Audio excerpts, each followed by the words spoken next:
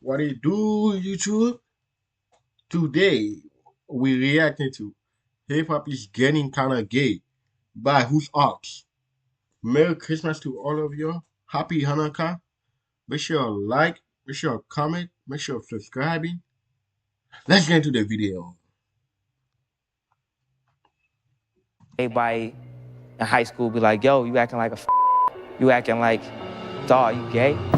Fellas, lights up. Fellas, if you ain't sucking nigga dick in the parking lot, put yourself on. Oh, that was the baby. I forgot what Let's that. be real about this Forgot shit. what that. Yeah, keep it fucking real. I You ever forgot what. notice how homophobic niggas is all the time? And it's like, dude, if you ain't gay, then gay things shouldn't bother you. All right, today's a hot topic.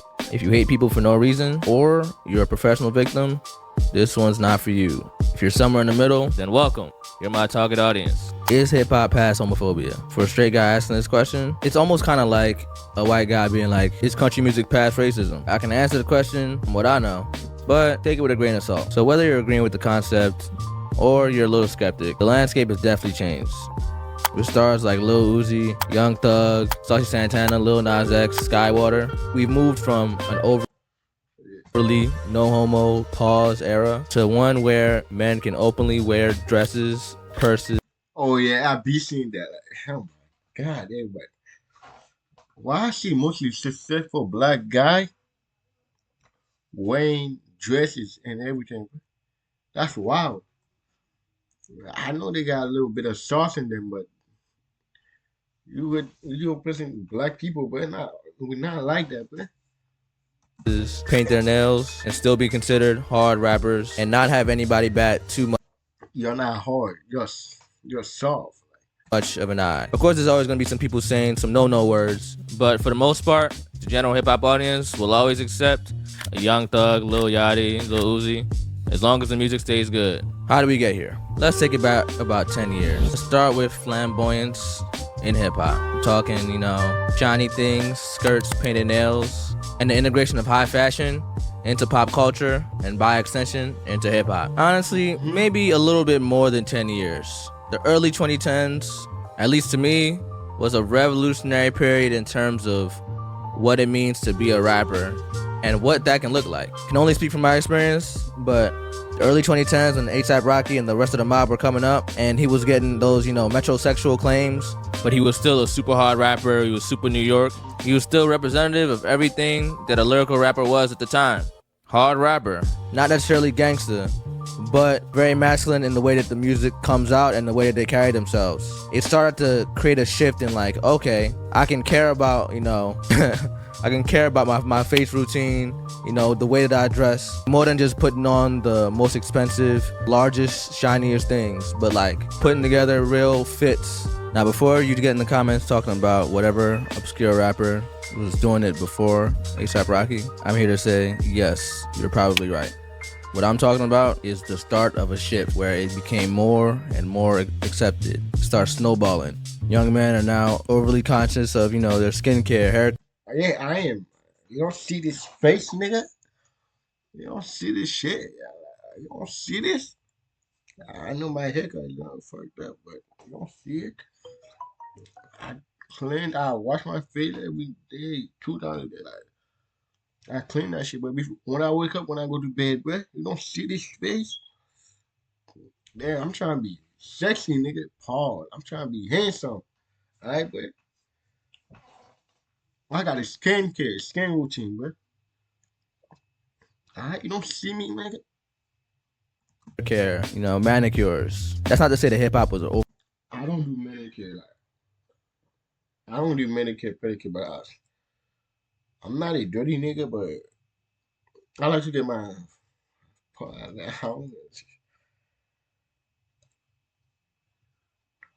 Is it manicure if you get? I like to get my foot done, like get my foot clean, my toes, foot and hand. I don't do my hand mostly because I be biting my nail, so that be wasting a lot of money. Cause yeah, but I be getting my foot done. That should be, ooh, it be good when you walk out. Your toes nice and clean. It's shiny. You don't have any dark spot. You be walking out. Oh, overtly, homophobic at the time. But it definitely wasn't homo-friendly. I'll give you that one. Why you showing Diddy like this? This nigga. I used to deal with that when I was in high school. And what happened is it made me kind of like homophobic, because it's like I would like go back and like question myself, like, damn, why does everybody else walk like this and I walk like this? So why is then you start just looking, because you don't realize until you're in high school, people like, yo, fam. I think the radio is getting more gay friendly. I don't think urban music or anything is getting more gay friendly. If that was the case, Frank Ocean would be on a lot more songs. Like niggas, like I know niggas that will not do a song with Frank Ocean just because he gay, but they need him on the fucking song. This was kind of a time where being gay, at least overtly, was akin to career suicide. And that's funny enough, because at that same time, Diddy was in them back alleys just doing what he do with that Johnson & Johnson. And Hey.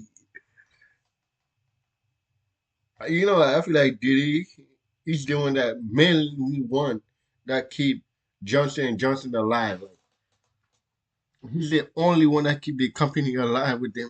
I think Diddy's like 50% of everything Johnson & Johnson sell is for Diddy. 50 to 70%.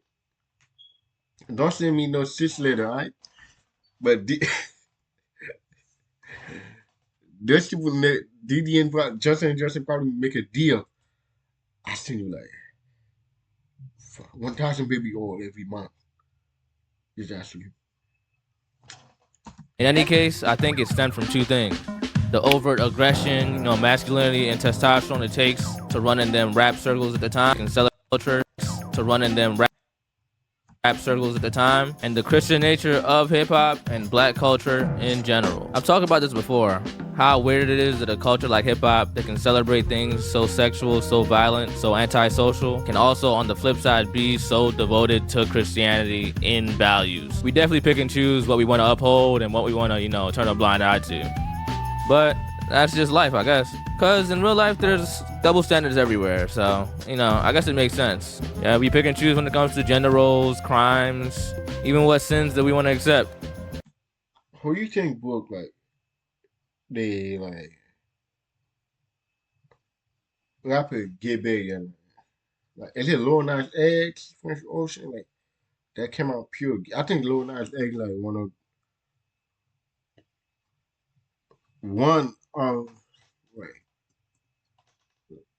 one of the leader of them that break out the stereotype. I think I don't know any gay rappers, so I don't know. So I guess in the music, it shouldn't be any exception. And associated with that is the second point, the level of masculinity it takes to run in them hip-hop circles.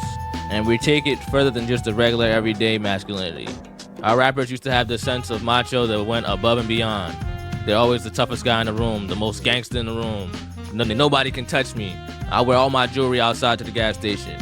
I rob Wearing your jewelry outside of the gas station is wild, bro. That is wild as hell. everybody. And so if you're not that tough, if you're the guy that paints your nails, if you're wearing dresses, if you like men, you're looked at as less than because you're not representative of what macho looks like to the rest of the world. But there's been a shift. What got us to where we are now? The bunda talking about that. Tug me. Wait, what the hell are you wearing? Is that a bra? What? It's just a wife beater. Where are your pants? And then like, I'll be like, that should be funny. I laugh. Tug my fishing. Why are you wearing a skirt? Whether for the sake of fashion, I think Tug my fishing was Diddy and Bunda. I think that's why they created Tug my fishing for. He was Diddy. Like he was representing that Diddy. for the sake of marketing, for the sake of standing out, or that's exactly what they just wanted to do at that moment. Rappers with influence over the youth in the early 2010s were seen with purses, wearing dresses, painting their nails, dyeing their hair, changing what it means to be hip-hop and going for an aesthetic that's more like a rock star. You see me, bro? I am a rock star, bro. I'm not rapping on that type stuff. Well decided.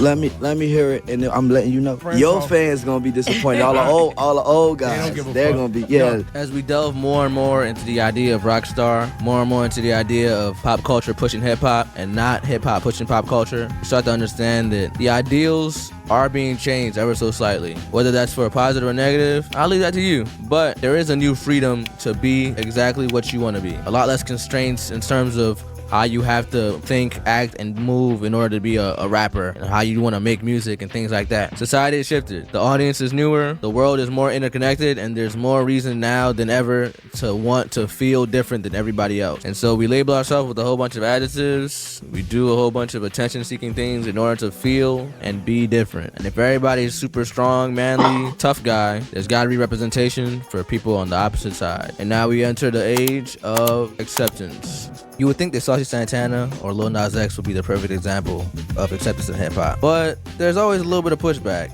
And I'm thinking it's because the music don't really crank to a wide audience. It's really just for the girls and gays to be in the club shaking ass. And even further, for Lil Nas, he be using, disrespecting religion as a marketing strategy, which doesn't really go over well with a lot of people. Who I think is actually the perfect representation of acceptance in hip-hop is maybe not as known to you guys unless you're kind of deep in the underground. Skywater. Nobody cares what Skywater does. Nobody cares what Skywater's identity is. The music just makes sense, and so we're all behind it. The meme itself is that we don't care as long as you keep dropping good music, which is great. Honestly, that's probably the most equity and equality that we could probably get in this music stuff, regardless of who you are as a person. As long as your talent makes sense to other people, we're all the same. Now, this is not to say that the job is done, pat ourselves on the back, we're all good here. But it is to say, we've come a little bit away. I ain't gonna lie. We're definitely moving in a more tolerant direction. But the only thing that may be a little questionable is the methods we're using to get there. Because at times, it comes from just having an open-hearted community.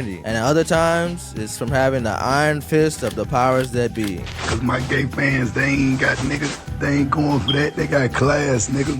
I forgot what that shit was. Hey, that baby, what you were thinking, bro? Like, that shit was, I saw that shit, I said, huh? I thought you were freaky.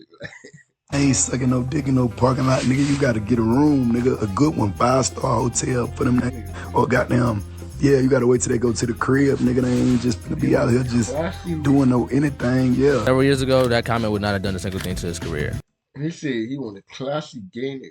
But the entertainment industry is ran by what Fat Joe likes to call a gay mafia. I happen to think there's a gay mafia in hip-hop. Which, for better or for worse, sways conversations, policy, and, and marketing in a more politically correct and sensitive direction. And so I don't know. I got a question. Why everybody trying to be politically correct for? I don't know why. For every little thing somebody say, oh, you get canceled. Why is that? I don't know if you've ever seen it, but when rappers have to talk about anything outside of their lifestyle, they tend to get a little shaky. It's so strange watching, grown men scared of their livelihood being taken away by saying the wrong thing. That's one thing I can probably be like, all right, we have to calm that one down. Start shaking in their boots. Now, that doesn't mean we're not going to get an endless parade of, pause, no homo, AEO in people prominent in hip-hop and in hip-hop culture. There's just less money to be made if you're more authentic in that manner. Yeah, we loaded up. No homo. People that don't understand nuance or platonic male relationships, they tend to over-exaggerate the amount of malice that comes behind a pause or a no homo or a no diddy, AEO, any of the like. Most of the time, it's just comedic effect, and the rest of the time, we just don't want to sound like we're fucking our friends. This nigga braids like. It's very simple. It's not too crazy. In any case, we can see that hip-hop isn't completely there, but there's been steps in the right direction. We've moved from aggressive homophobia to tentative acceptance, from super toxic masculinity to semi-toxic masculinity, from closeted artists to closeted and now openly gay artists. Step by step, man. We gotta, you gotta crawl the walk. Soon enough, maybe we'll get some mainstream, openly gay boom bap rappers. Maybe we can get a Saucy Santana and J. Cole Grippy remix. Nah, wouldn't. No, that Grippy's not doesn't exist, man. Like, I think somebody it was an AI version of J. Cole, but J. Cole don't make trash music, but Jermaine Cole don't make that. Grippy does not exist. Somebody make that shit, man. How the fuck J. Cole make Grippy do not exist, man? Make sure you like. Alright, YouTube. This is hip hop is getting kind of gay. Make sure you like, make sure you comment, make sure you subscribe. Merry Christmas, Happy Hanukkah.